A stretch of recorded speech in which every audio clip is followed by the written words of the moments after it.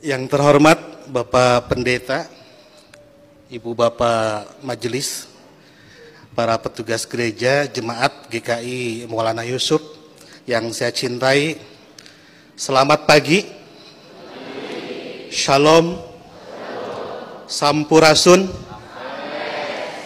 Itu kalau diarabkan kira-kira Assalamualaikum warahmatullahi wabarakatuh. Baru kali ini Natalan di gereja gemuruhnya Waalaikumsalam.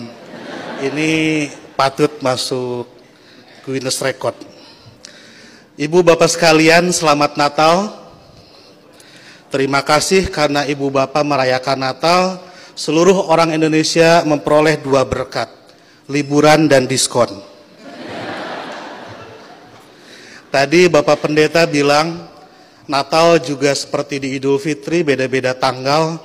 Ada 25 Desember, ada 7 Januari, dan seterusnya. Tapi kalau saya membayangkan saya sebagai pendeta, malah senang.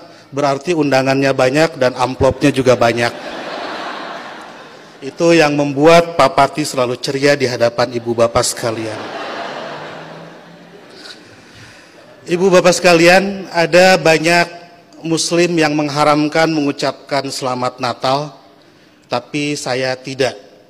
Dan sebetulnya banyak juga orang Islam yang berpendapat mengucapkan selamat Natal itu tidak apa-apa.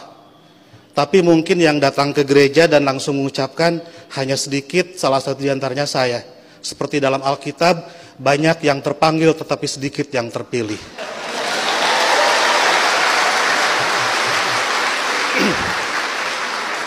Mereka mengharamkan mengucapkan selamat Natal karena kalau mengucapkan selamat Natal besok jadi Kristen. Saya tiap 10 November mengucapkan selamat Hari Pahlawan, besoknya saya tidak jadi Avengers. Minggu lalu saya mengucapkan selamat menikah kepada teman saya yang hajatan, besoknya saya tidak jadi pengantin. Dan berulang kali saya datang ke mahasiswa-mahasiswa kedokteran mengucapkan selamat, besoknya saya juga tidak jadi dokter. Nah, saya tahu bagi orang Islam untuk jadi orang Kristen itu susah. Tidak bisa karena mengucapkan selamat Natal tiba-tiba otomatis jadi Kristen. Orang Kristen mau jadi Islam juga susah. Saya tahu karena saya jelek-jelek begini di beberapa gereja mengajar katekisasi. Pendetanya bilang, kenapa saya ikut ngajar katekisasi? Karena untuk menjadi Kristen yang baik harus tahu tentang Islam yang baik. Karena selamanya kita akan bertetangga. Karena kedekatan saya dengan orang-orang Kristen seperti itu, banyak teman-teman dosen saya yang bilang, saya ini agen Kristen. Saya marah, saya bilang, saya bukan agen, saya glosir. Karena agen itu produknya cuma sedikit. Nah, jadi kata Pak Pendeta, kenapa saya diundang katekisasi? Agar orang-orang Kristen tahu tentang Islam, dan sebaliknya orang Islam juga seharusnya tahu tentang Kristen, karena ke depan kita akan terus-menerus bertetangga. Sebagai sesama tetangga, wajar dong kalau orang tetangga sedang bergembira, saya ikut bergembira. Itulah makna ucapan selamat Natal. Saya turut bergembira terhadap saudara-saudara yang sedang bergembira di hari Natal ini. Masa nggak boleh? Itu seperti kalau ada teman saya ulang tahun, saya mengucapkan selamat ulang tahun karena dia sedang berbahagia. Dan apakah dia betul hari itu lahir, tanggal itu lahir, tahun itu lahir, saya nggak tahu karena saya tidak pernah ngecek akte kelahirannya. Kan tidak lucu, Bu. Kalau kita mau, ayo kita nyanyikan happy birthday, tapi tolong berkas-berkas aktenya lihat dulu. Itu keburu kehilangan mood. Jadi soal berbagi kebahagiaan itu tidak harus terlalu prosedural. Nah, lebih dari itu, saya menganggap orang-orang Kristen itu partner saya, mitra saya dalam melakukan kebaikan. Saya harus mendorong sebagai dai, sebagai pendakwah dalam Islam, saya harus mendorong orang Islam soleh, baik, taat dalam keislamannya. Dan saya juga harus mendorong orang-orang Kristen baik, soleh, taat dalam kekristenannya. Karena kalau masing-masing baik, tidak akan ada terjadi konflik. Jadi saya harus mendorong orang Kristen harus mendorong orang Kristen agar baik dalam kekristenannya, karena kalau orang Kristen di sekitar saya jahat, saya pasti korbannya. Dan Bapak Ibu juga harus mendorong saya dan teman-teman muslim menjadi muslim yang baik, karena kalau saya jadi copet, Ibu Bapak jadi korbannya.